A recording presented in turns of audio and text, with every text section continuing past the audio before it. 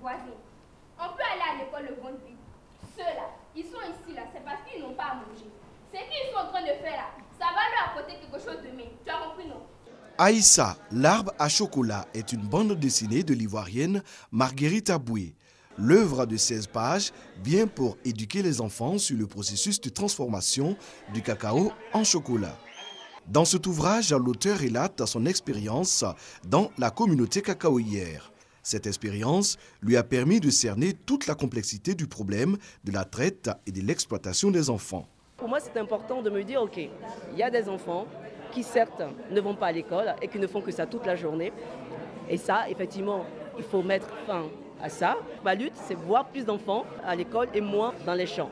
Pour les lecteurs, cet ouvrage est une contribution judicieuse dans la lutte contre le travail des enfants dans la cacaoculture.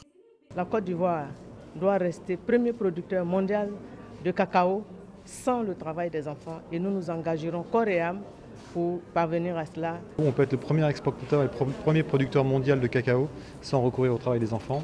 Et c'est dans cet esprit-là que notre initiative s'incorpore. Même l'enfant qui ne sait pas encore lire, il va avoir envie d'aller à l'école.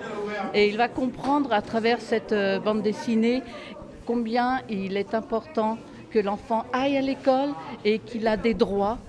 Marguerite Aboué, écrivaine, scénariste et réalisatrice, est à sa 17e œuvre pour lutter contre la traite des enfants. 7000 exemplaires de cette bande dessinée seront distribués dans les écoles et dans les bibliothèques.